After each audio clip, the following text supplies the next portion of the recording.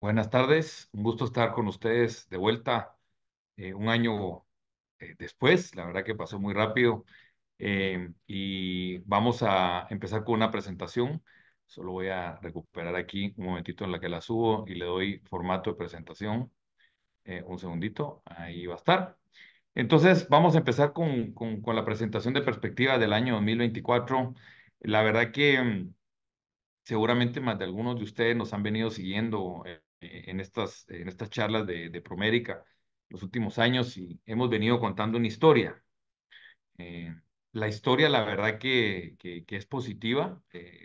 Somos muy optimistas con lo que está viviendo Guatemala. No estamos hablando por el tema político, ahí hemos visto incertidumbres, volatilidades y todavía estamos en un compás de espera de dónde va a tomar el gobierno, pero el gobierno nuevo, pero realmente es una historia positiva la que venimos contando y que creo que va a seguir hacia adelante por un proceso que está muy metido en el caso Guatemala, que es un proceso de catch-up que le llamamos, lo van a ver ustedes en las siguientes slides. En primer lugar, reconocer que Guatemala ya no es un país muy pequeño. Precisamente estuve en México unos días y le decía a unos amigos mexicanos que pues antes pasaban en avión por encima de Centroamérica y decían ahí no hay nada, pues ya no es tan así.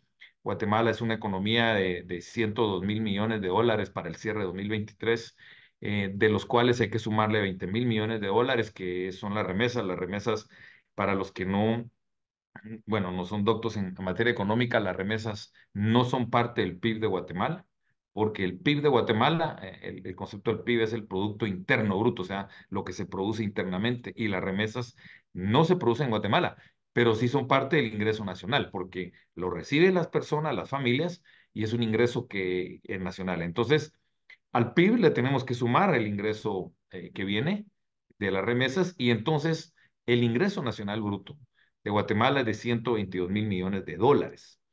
Realmente es una cosa bien grandota. Por ejemplo, vean ustedes Costa Rica, que tiene cero remesa, el PIB y el ingreso nacional es el mismo. En el caso de Guatemala, no. Entonces, el ingreso de las personas en Guatemala hay que ajustarlas por 20% más aproximadamente, si solo se le mete el PIB. Entonces, estamos hablando de una economía muy grande que está generando mucha actividad de negocios, un volumen interesante de negocios, está trayendo a players, bueno, regionales, globales y también, bueno, la inversión de todos los guatemaltecos que seguimos en este país. Dentro de una región, el CA6, que cada vez también va creciendo y por lo tanto es un tema regional. Muchos players nos ven como región y creo que tiene razón por el tamaño pequeño, pero como les decía, ya no es tan pequeño. El CA6, que es desde aquí hasta Panamá, es una economía de 390.000 millones de dólares, o sea, ya no es tan despreciable. Si Centroamérica estuviera junta, de aquí hasta Panamá, seríamos la cuarta economía más grande de América Latina, detrás de Brasil, México y Argentina. Entonces, realmente tenemos este volumen es importante, también una población en la región de 51 millones, siendo Guatemala el país más grande en población y con un crecimiento poblacional que va a seguir las siguientes 2, 3 décadas, que va a generar más negocio, más oportunidades, porque cuando haya más gente, pues hay más negocio. Como les decía, nuestra visión es optimista porque creemos que estamos en un proceso de catch-up hacia el resto de Latinoamérica, que si separamos Latinoamérica en Centro y Suramérica, pues sí, los sudamericanos están adelante de Centroamérica, son países muy grandes, es un continente muy grande, Sudamérica, cuando uno lo ve en el mapa es gigantesco, es mucho más grande que Europa, mucho más grande que África, incluso, solo Sudamérica. Entonces, un país de muchas oportunidades también, una región de muchas oportunidades, que por supuesto tuvieron en el siglo pasado sus mejores años. Aquí tenemos una gráfica de la relación del ingreso por cabeza del sudamericano versus el centroamericano, el CA6 que le llamamos antes. Si estuvieran en uno, significa que ganamos lo mismo, pero ustedes se dan cuenta que a inicios de la década, perdón, mejor, del siglo XXI, el sudamericano promedio ganaba 60% más que el centroamericano. Es decir, ganaba 1,6 versus 1 el centroamericano. Pero ha venido cerrándose la brecha de una manera importante. En este momento es más o menos un 25% más. 1,25 el sudamericano, 1 el centroamericano, ha ido cerrándose la brecha. Y eso que saqué Venezuela de la gráfica, porque si no, la brecha estaría un poquito más cerrada. Pero en términos generales, la tesis que seguimos manejando y una de las partes que cuando creé mi empresa es, creemos que Centroamérica es la región, la subregión del continente americano que le toca. Y creo que estamos metidos en esa fase. Van a ser, yo diría que un par de décadas buenas con sus vaivenes políticos, de riesgos económicos que tenemos todos y todos los países lo tienen y Guatemala no va a ser la excepción. Hemos venido creyendo y construyendo historias acá, en el caso de Guatemala, en cada década. La década de los 90 para nosotros fue la época de la electrificación del país, donde se cubrió una buena parte de la electrificación del país. Obviamente es un país con muchas falencias, venimos desde atrás, como decimos, pero vamos haciendo el catch-up, eso es lo importante, y vamos avanzando como país. En los 2000 fue la comunicación. Para nosotros la década el que terminó con el COVID, un poquito antes del COVID, unos meses antes del COVID, en el 2019, fue la época de la bancarización y la movilización. O sea, los bancos ascienden en el año entre el de 10 y el 20, se bancariza la población. Y necesitamos a gente bancarizada para poderla financiar. ¿Y qué es lo que se está financiando? Pues se empezaron a financiar vehículos, todavía seguimos en esa fase, pero estamos entrando a la década de la vivienda y tiene que ver con la edad promedio del guatemalteco que hemos venido hablando. Más o menos el guatemalteco es el americano más joven, 25, casi 26 años promedio. El sudamericano tiene 34, ya está casado, gana más, porque es más viejo. Y el guatemalteco con 26 años es joven, acaba de salir, entrar a la fuerza laboral, está teniendo su primer trabajo, está entrando, está en la universidad o está por salir de la universidad y va a entrar al mundo laboral. Todavía no se ha casado, gana menos todavía, pero a medida que vayamos creciendo, la edad promedio del guatemalteco va a empezar a ganar lo mismo que ganaban los sudamericanos, los ticos, cuando tenían esta edad promedio. Entonces, una de las falencias es comparar países en diferentes etapas de su vida. Es como querer comparar al papá con el hijo en ingresos, por ejemplo. No tiene sentido en ese sentido, uno es más grande y el otro es más joven. Entonces, yo estoy con la visión, tenemos la visión en CAVI de que Guatemala está repitiendo el país, el camino de todos los países latinoamericanos, lo estamos haciendo después. Habría que hacerlo un análisis, por qué. Pero vamos para adelante, el país va para adelante, no me cabe la menor duda, estamos haciendo el catch-up, se nota, y todo está de la mano de la urbanización, que es lo que hemos hablado en las charlas anteriores, y que al final les voy a dar un par de slides para que ustedes vean que el proceso no lo para nadie, independientemente quién sea el gobierno de turno. Este proceso de urbanización, de crecimiento, de catch-up es independiente del gobierno de turno. O sea, tendría que ser una cosa traumática para que se rompa la tendencia, pero no lo vemos, ni el gobierno pasado, ni el que viene, porque estas decisiones las tomamos nosotros, los privados, las familias, los individuos, las empresas. Es un proceso, es un deseo universal de seguir hacia adelante, creciendo, ser productivo, y tener mejor calidad de vida. Y el gobierno, pues, a veces nos acompaña, a veces no nos acompaña en este proceso. Ojalá que estos 4 años el gobierno nos acompañe en este camino que lo estamos tomando nosotros. Recordemos que las estrellas de un país son su gente, no el gobierno, y por lo tanto va hacia adelante el país. Yo estoy muy optimista y vamos a entrar de nuevo a Guatemala ahí, pero antes nos vamos a detener en las temáticas globales. Claramente siguen problemas globales. Estamos metidos en una estanflación muy severa desde hace 3 años, donde el mundo crece lento, crece menos que antes. No estoy hablando de recesión, estamos hablando de que crece más lento, con una inflación arriba del promedio. De ahí es la palabra estanflación, que es mezcla entre estancamiento e inflación. Estados Unidos va a tener este año un crecimiento muy lento, el peor crecimiento en 5 años, y con una inflación pues ya más baja, pero todavía arriba del promedio.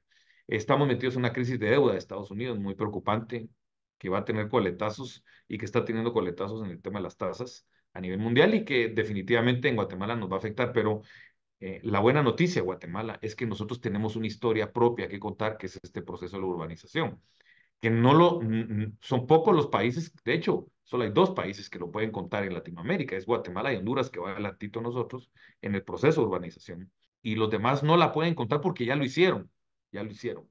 Ellos tienen otros problemas. El caso de Argentina es paradigmático porque Argentina fue el primer país que hizo este proceso de urbanización.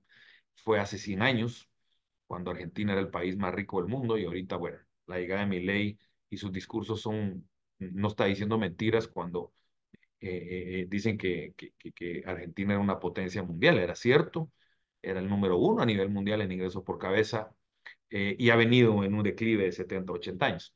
Entonces, mi punto es de que ellos lo hicieron antes, Chile, México, Venezuela, y nosotros nos toca ahora como país. Estamos esperando commodities estables y la geopolítica que sigue siendo un polvorín. La verdad que no me queda decir otro adjetivo para una situación mundial complicada que yo creo que claramente nos deja el mundo dividido en este y oeste y nosotros no nos, como decimos en Guatemala, no nos hagamos bola, nosotros giramos en torno a Estados Unidos y nosotros dependientes de Estados Unidos casi 100% de nuestro tema global, estoy hablando. Eh, Aquí tienen ustedes la gráfica que comprueba el tema, la inflación ha bajado, pero todavía está arriba de los niveles pre-COVID. Las expectativas de inflación están arriba de lo que estaban antes y por lo tanto la inflación está un poco más persistente. La inflación la década pasada fue de 1,5 promedio, para esta década va a ser de 3,5 aproximadamente promedio. Ya llevamos 3 años, una inflación de 9, otra de 8 y el año pasado se cerró en 4,5 y este año vamos para un 3,5. O sea, ya 4 años que sustancialmente está arriba del 1,5 y que va a prevalecer algunos años más. ¿Por qué? Porque no están los elementos eh, para darse para que baje. El precio del petróleo ha bajado, pero no ha colapsado, que es un tema importante. Ustedes lo ven ahí, llegamos a pagar 40 el galón, estaremos en 30 aproximadamente, pero recuerden ustedes que estuvimos pagando en algún momento 19. O sea, lo que estamos diciendo es de que hubo el disparo, la inflación fuertísimo, de 19 a 40 en el caso de la gasolina en Guatemala y después con la desaceleración mundial y este estancamiento, la demanda ha empezado a converger a un nivel más bajo de crecimiento y por lo tanto los precios bajaron, pero ya no regresaron a los niveles previos. Ese es el tema que estamos metidos, todavía estamos digiriendo la inflación. ¿Qué esperamos para el resto del año? Si se dan cuenta, una estabilidad de precios de commodity, estoy hablando, de materia prima, donde prácticamente están balanceados, algunos arriba, otros abajo. El gas natural es el que se espera que suba mucho, pero es que el año pasado colapsó. Pero en términos generales están balanceados, algunos más, unos menos, y lo que estamos viendo es una estabilidad de los commodities. No es ahí donde vienen las presiones inflacionarias, porque seguramente ustedes saben que la materia prima es una materia esencial para producir los productos, pero no lo es todo. La inflación se ha ido trasladando a otro tipo de factores de producción. Los salarios van para arriba, las tasas de interés están arriba y por lo tanto acarrear inventarios es más alto. También tenemos problemas, lo vamos a ver ustedes, de logística. Entonces, la inflación se pasó de productos a servicios, que lo hemos venido hablando en el último. ¿Cuáles son los eventos geopolíticos más importantes en este momento?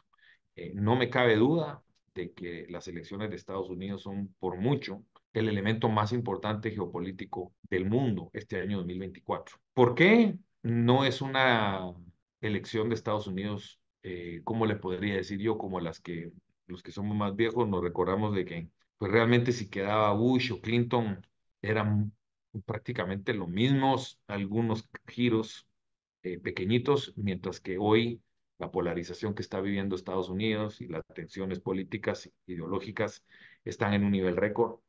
Entonces, hoy sí hay una diferencia importante si queda Trump o Biden, que son los que van encabezando. Y va a estar muy dinámica de aquí hacia allá. Hay un empate virtualmente, según el mercado de apuestas. Ahora las encuestas sí tienen a Trump arriba en casi todos los estados con una ventaja significativa. Europa sigue metido en el tema de Ucrania, es una guerra que no para, que evidentemente no la va a ganar Ucrania como quisieran, tampoco Rusia va a tomar toda Ucrania, ellos solo quieren tomar su pedazo, ya lo tomaron, y por lo tanto creo que ahí va a ir mermando, creo que la cosa ya se acomodó, lo que hay es un acomodo, eso es lo que estamos viviendo en el mundo, una nueva realidad, que también hay fricciones con Medio Oriente y Asia, que estamos viendo Hamas con Israel, el tema de los Houthis ahí en el estrecho, y también que lo que está haciendo es lo que ya venimos hablando también, que es esta separación este y oeste del mundo. Nosotros estamos del lado oeste, del lado de esta isla que se llama América, y por lo tanto no nos tenemos que hacer bolas. Nosotros, nuestro comercio va a ser interno dentro de esta islota que es América, esto ya lo veo. El crecimiento esperado para Estados Unidos es de 1 aproximadamente para este año, es la tasa de crecimiento más baja. Quitando el año del COVID, va a ser la más baja en 7 años, si no me equivoco, 8 años, una desaceleración que también se va a sentir en Latinoamérica, Europa también, Alemania está en recesión, China está con problemas financieros, que no me voy a meter mucho porque no dependemos de China, casi no nos compra nada. Entonces, realmente China en desaceleración, Europa en desaceleración y Estados Unidos también, el mundo se va a sentir lento. Ahí lo ven ustedes como los grandes bloques creciendo lentamente. eh, y sí tenemos un tema que también es inflacionario, que es el tema de la logística, que evidentemente el cierre del canal de Suez al mismo tiempo del problema del canal de Panamá está generando una presión de costos, que eso sí ya no es inyección de plata, ¿verdad? Veníamos hablando que la inflación ha tenido mucho que ver la inyección de plata. Esto no tiene nada que ver con inyección de plata, es un problema de oferta. La logística está encareciéndose. Pueden ver ustedes cómo el precio de containers global ya se disparó, ya se duplicó. Yo sé que todavía está arriba el de 10,000 en el año del COVID, bajó a 1,000, ya está en 2,500, o sea, ya se duplicó y por lo tanto va para arriba. ¿Qué es lo que pasa? Es que la logística está entrampada. Eso es, el canal de Suez no está normal y el canal de Panamá no está normal por el rebalse que está abajo. Entonces, eso genera presión de logística, atrasos en entrada y costo. Todo esto es mayor costo. También la guerra de Ucrania y Rusia ha complicado porque muchos barcos han tenido que salirse. No hay costos hay algunos barcos que no están siendo asegurados. Entonces, sí hay un problema de logística. Cuando hay tensiones, hay un tema importante que pueden entorpecer un poco el negocio. Los commodities no me voy a detener mucho, ya hablamos también. Una buena noticia es que los que vendemos como Guatemala se ven fuertes, el azúcar en 20, el café en casi 200, buenísimo, y por lo tanto va a haber flujo. Y una buena noticia, los que compramos están para abajo. El maíz está para abajo, el trigo está para abajo, el petróleo está abajo, el único que no está muy abajo es el cobre, que está arriba un poquito, pero en términos generales la balanza de precios nos favorece como Guatemala, así que van a haber divisas y por eso el tipo de cambio lo vemos bastante estable el resto del año. La región la vemos muy fuerte en algunas noticias. Aquí yo sé que van a ver la nota de Nicaragua, porque este es nuestro Cabe Country Risk Index, un modelo de riesgo macroeconómico. No es un modelo de nota del gobernante de turno, ¿no? Estas son las variables macroeconómicas, cómo están los déficits, la deuda, las reservas del Banco Central, la confianza en la banca, etcétera, etcétera. Y ahí Guatemala siempre ha estado bien. Ahorita saltó un poquito a Nicaragua y Panamá, pero realmente Guatemala siempre ha sido top 1 o top 3 máximo, nunca ha bajado esa nota, una nota muy estable. Y Nicaragua hay que reconocerlo, o sea, que no es una, como les digo, no es una evaluación de Ortega, es una evaluación de la macro, no tiene déficit Ortega, la deuda está controlada, tiene reservas y macroeconómicamente está bien. Obviamente que hay otras cosas muy mal. En el caso de Guatemala también. Tenemos amplias reservas, déficit fiscales bajos, deuda del gobierno baja, con amplia liquidez, un sistema bancario muy sólido, bien capitalizado, niveles de cobertura de reservas protección contra cartera morosa muy buena. La verdad que la banca está muy fuerte también y por lo tanto nuestra macro está bien. ¿Significa que todo está bien en Guatemala? Por supuesto que no. Estos niveles macroeconómicos tan altos y de sostenibilidad de Guate no son suficientes para que destapemos el crecimiento. Se necesitan otras cosas. Les voy a dar un ejemplo. Con la infraestructura que tiene el momento este país, no podemos crecer más allá de un 3,5, 4. Es imposible, con puertos muy malos puertos, carreteras colapsadas, etcétera, etcétera. Entonces, y ya la macro muy buena, pero en tema de infraestructura sí ya nos está minando competitividad de una manera importante. El bastión de Guatemala, sin duda alguna, es el riesgo soberano, y también nuestra moneda, que es muy, muy fuerte. Las tasas de interés de Guatemala, estas son las de los bancos centrales, subieron, como subieron la mayoría de países, para frenar la inflación. Justamente en octubre de 2022 empiezan a subir. Vean ustedes la subida de Colombia, es dramática.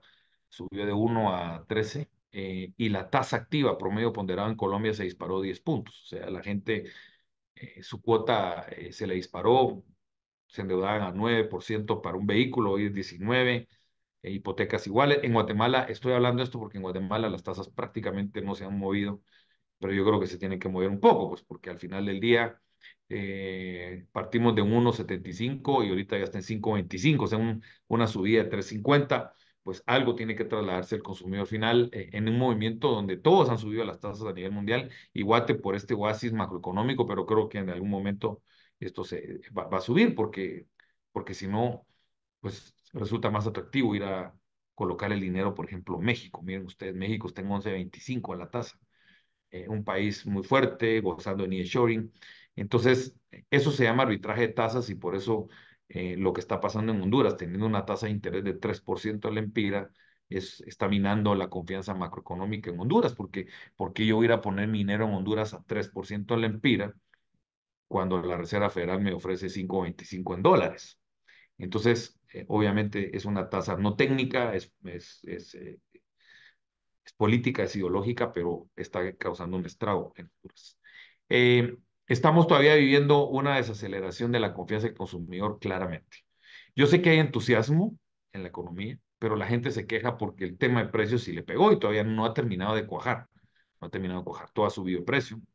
Y todos los países, desde que entra la inflación en octubre de 2022 a la fecha, empieza una caída de la confianza del consumidor. O sea, la gente se queja de que no alcanza el dinero, que todo está más caro. Y sí, créanmelo, yo sé que hay muchos segmentos buenos, pero también hay segmentos que sí han vivido un retroceso en su cambio de patrón de consumo, evidentemente. Y lo vamos a hablar más adelante. Entonces, todo el mundo estamos viviendo eso. Y mientras tanto hay un catch-up, están empezando a subir los ingresos, pero todavía no han compensado la subida de precios que vivimos en el 21, 22 y una parte del 23. Aquí está Guatemala, metido en la misma gráfica que vimos antes, la importante, la del lado derecho. Eh, Durante la crisis política que se terminó con la subida y el traslado de poder hacia el presidente Arevalo, fueron 6 meses tensos, seguramente, y más si usted mira las redes sociales, era muy tenso lo que estaba ahí. Eh, pero vean ustedes los spreads de los bonos del gobierno de Guatemala en los mercados internacionales. Pónganle atención desde febrero de 2023, si quieren, aquí lo voy a señalar. Ahí lo ven ustedes, ahí está el mouse. De febrero de 2023 hasta enero de 2024, prácticamente no se movieron los bonos. ¿Qué significa eso? Que había ruido político, pero no había absolutamente ninguna duda de la capacidad de pago del gobierno de Guatemala, de la capacidad y estabilidad macroeconómica del país. Y es una excelente noticia. Tenemos las tasas de interés o spreads más bajos de la región. Inclusive ya estamos por debajo de Panamá, que está viviendo una crisis muy fuerte, incluso a pesar de que ellos tuvieron problemas de bloqueos igual que nosotros, que sí nos afectó en Guate, pero allá fue más. Allá el spread ya se les disparó. Hay otros problemas serios por el cierre de la mina. ¿Qué estamos viendo en términos generales? Primeros 100 días de gobierno del presidente Arevalo van a ser fundamentales. Prácticamente estamos ya a un tercio de esos 100 días. Se cumple un mes la próxima semana. La verdad que está tranquilo el movimiento del lado del Ejecutivo. Es un gobierno que cuenta con una gran cantidad de caja.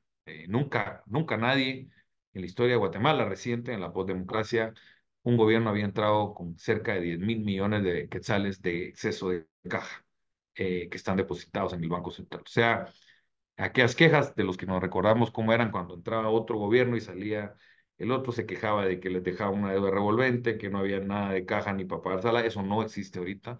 Hay un exceso de plata, además de que enero fue un mes donde se facturó bastante y se pagó mucho impuesto. O sea, realmente problemas de caja no tiene Bernardo. Dos, es un presupuesto del año 23, porque el del 24 fue erogado por la CC, bastante flexible, lo cual le va a permitir al gobierno pues ejecutar. O sea, eh, el presupuesto del 24 era un presupuesto muy rígido, hecho a mano para que no pudiera ejecutar, pero como se fue erogado, ahora está uno muy flexible porque era el último año de gobierno. Entonces, si asumimos que son gente de transparente, y que les importa la corrupción, pues van a hacerlo de manera transparente, o sea, pueden mover de un lado a otro y ejecutar, o sea, eso lo vemos bien. Y la verdad que yo creo que de ese lado el gabinete de Arevalo es bastante moderado, había algún miedo, cierto miedo de que hubiera cierta radicalización. Yo, la verdad que el gabinete está bastante técnico, académico y lo vemos moderado y es una buena noticia. Y con lo del uno, pues debieran de empezar a caminar y ejecutar cosas pendientes tan urgentes como las carreteras, hospitales, medicinas, es urgente abastecer medicina.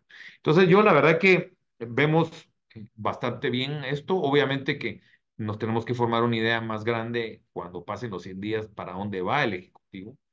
Vamos a ver la capacidad de ejecución, porque eso es lo que ahorita estamos esperando. Normalmente el primer año es más lento, están viendo cómo ejecutan, no conocen la cartera, no conocen cómo funciona el aparato, no conocen a los equipos, etcétera, etcétera. Y yo creo que esta vez no va a ser la excepción, así que va a ser un año lento de ejecución. Pero realmente la verdad que no va a haber un problema de extremo, la verdad que no lo vemos ahí. Creo que desde el punto de vista de riesgo vemos más riesgos en el lado del legislativo. Ahí es donde pues hay una pugna y vamos a ver en qué termina, pero en términos generales lo vemos bien. Sí estamos viendo commodities estables, como lo vimos, y un poquito de aumento de interés en las tasas locales por ese traslado que ha habido y ese arbitraje de tasas de interés, pero también de alguna manera va a ser moderado. No, no estamos hablando de una subida muy fuerte. La liquidez de la economía muy bien, andando fuerte. El crédito se cayó en el mes de los bloqueos, pero rebotó el siguiente mes. Las remesas sí andan en un proceso de desaceleración, es normal, casi rascando los 20.000 millones de dólares. Para este año esperamos que se vuelvan a desacelerar porque Estados Unidos ya hay despidos, va más lento la economía y por lo tanto crezcan menos, pero aún así van a crecer más y eso es algo bueno para el país. Las exportaciones, ojo, que esas sí están en negativo. Cerraron el año 2023 en negativo, producto de dos grandes cosas. Uno, caída de algunos precios, porque es que el 22 fueron muy buenos precios, el 23 bajaron un poco. ¿Se recuerdan la gráfica del petróleo? Pues algo similar son los commodities que vendemos. Y lo otro es que sí hubo una caída de venta volumétrica desde Estados Unidos, en tema de textil, ¿no? Ustedes están viendo ahí que manufacturas textiles -9%, sí el americano está recortando, y aquí estoy hablando de los patrones de consumo, porque cuando hay inflación la gente decide recortar algunos rubros y privilegiar otros. La ropa fue una de las que ajustaron en Estados Unidos y nos compraron menos. Y evidentemente es un síntoma de la desaceleración que va a seguir este año. Aquí está el IMAE, ahí ustedes pueden ver, lamentablemente sí hubo un impacto de los bloqueos, como lo dijimos en una nota que se hizo viral en redes sociales. A algunos no les gustaron el cálculo, pero evidentemente están. Ustedes pueden ver el último dato del IMAE, se cayó 1.6, o sea, 1.6 positivo, pero ese mes se esperaba que creciera 3.8, más o menos, o sea, fueron 2.2 de PIB que se fueron, es bastante, nosotros habíamos estimado, fallamos porque esperamos que iba a ser un 1.7 el impacto y fue 2 o sea, fue peor de lo que se miraba ya cuando uno ve las cifras de la SAT de esos meses, ya ves impactos en caídas de ventas y en facturaciones fuertes, pero hay rebote en el mes de noviembre y de diciembre en la mayoría de sectores. Hay sectores que todavía no han recuperado su nivel de venta. Como les decimos, sí fue una pérdida que impactó, trabó un poquito el sistema de pagos. Lo estamos viendo que se atrasaron un poquito. El sistema de pagos patearon un poco hacia adelante porque hubo un problema de flujo de caja. Muchos empresarios, eh, pónganse a pensar ustedes, restaurantes, no facturar durante 3 semanas, pues sí, pero sí hay que pagar salario, luz, renta, y por lo tanto sí hubo un atraso, atrancó un poquito, pero realmente que no lo vemos nada del otro mundo, pero y que como les digo, de a poco va restableciéndose. Vean ustedes, ya miramos en el segundo trimestre una desaceleración, el tercer trimestre y cuarto va a haber una desaceleración, sin lugar a dudas, pero el país va a ir creciendo positivamente y eso es algo bueno. La inflación ya bajó, en el caso de Guatemala, está en 4, 4.5 más o menos para el cierre y enero de este año. Ahorita estamos esperando en estos días, si no me equivoco, antes del viernes tenemos la nueva canasta de inflación. Se cambió la base y la primera lectura es la de enero 2024. Vamos a ver cómo viene. pero la que tenemos hasta diciembre, yo creo que va a ser similar, solo que va a haber más productos y creo que está mejor hecha. Eh, Claramente, donde más inflación sigue persistiendo es en el tema de alimentos y bebidas. Ustedes lo pueden ver ahí, 8,5. Y esa es la sensación mala de la gente. Esa es la sensación mala de la gente. Siente que todo está más caro en el supermercado, en los mercados, en la tienda. Y eso, pues, es lo que mina un poquito la confianza del consumidor. Tasas activas en quetzales, como ustedes ven, han empezado a subir, pero prácticamente no se han movido de 11,8 a 11,9 promedio, mientras que se han subido las pasivas, o sea, ha habido una eficientación de la intermediación bancaria. Nuestro outlook general es que realmente el país tiene una estructura positiva, fuerte, que permite que la tendencia que traía siga. La verdad que yo sé que hay pérdida de poder adquisitivo, pero la entrada de remesas compensa un poco. Hubo ahorros y también compensaron. Y también hay créditos de consumo. La verdad que el crédito la banca está colocando y por lo tanto esa parte pues va a permear y saltarse esa pérdida de confianza de poder adquisitivo por la inflación.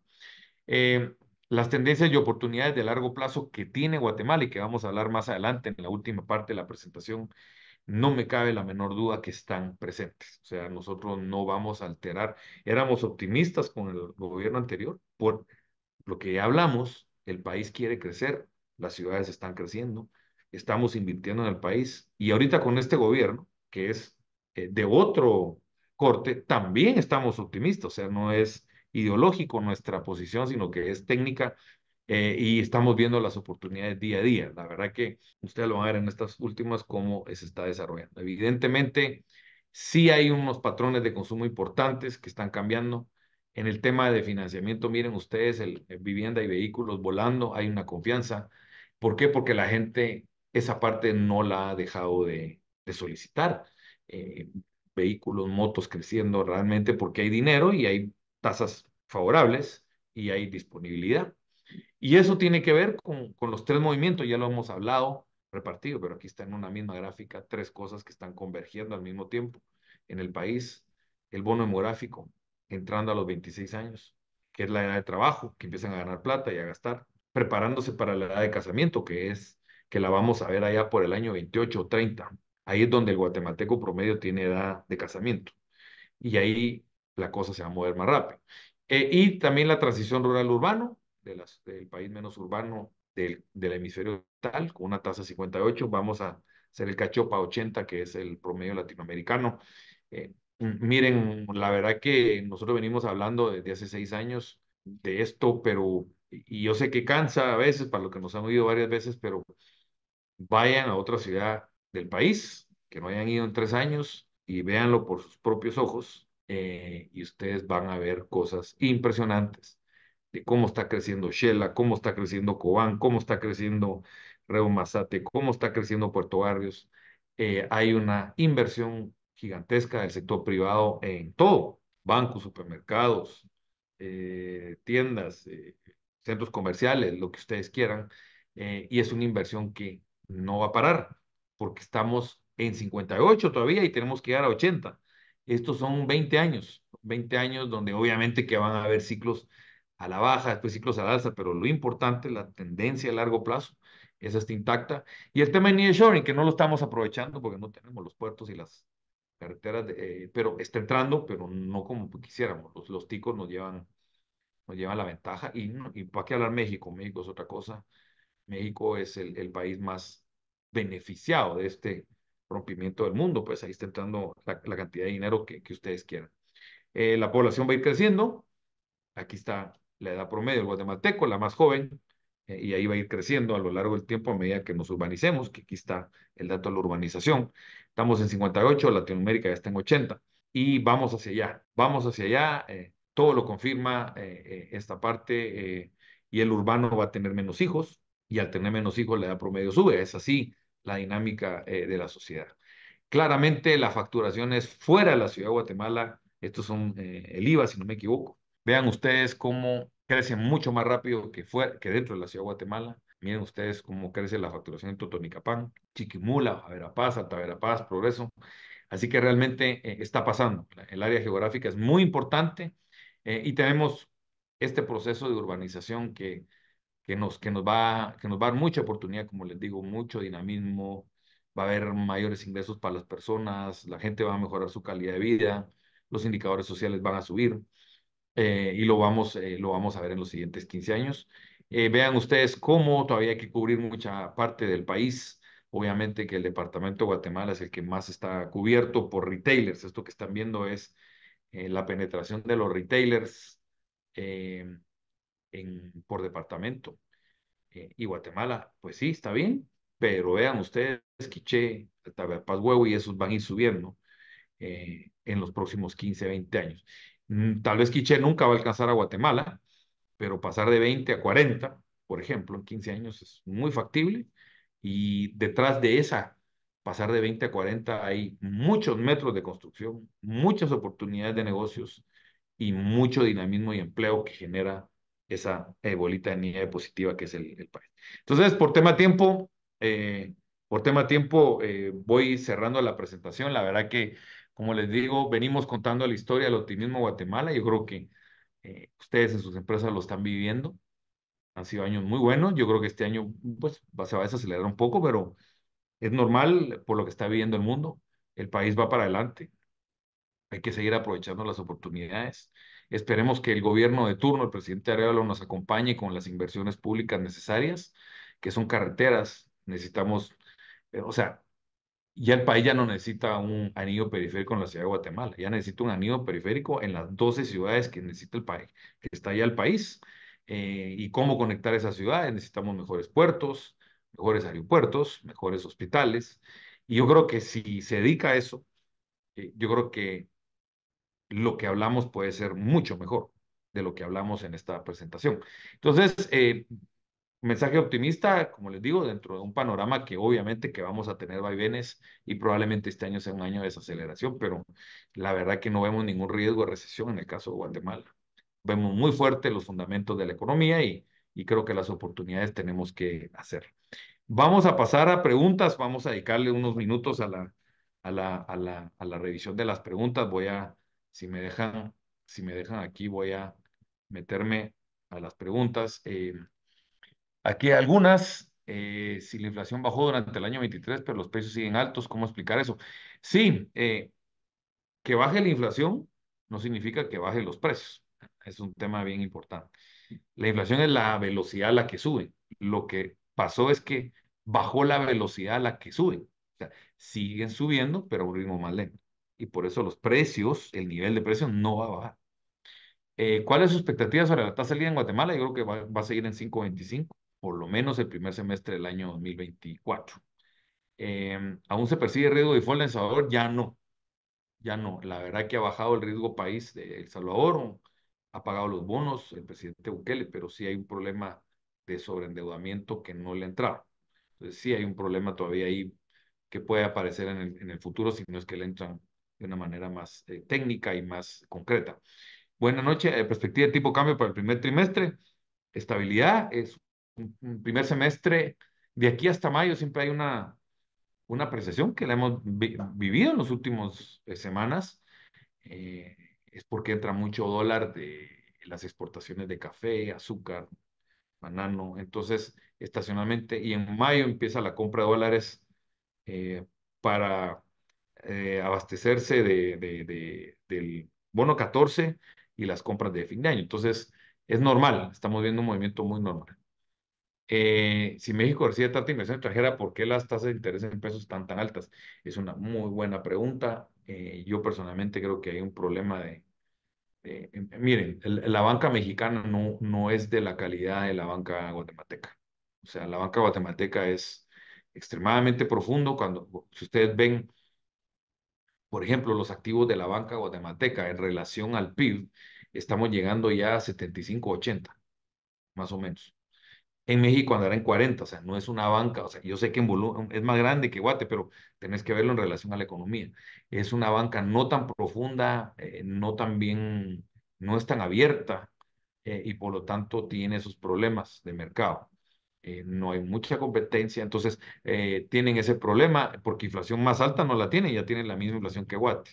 Y por eso es que se ha apreciado el peso mexicano, porque está atractivo ir a colocar a México.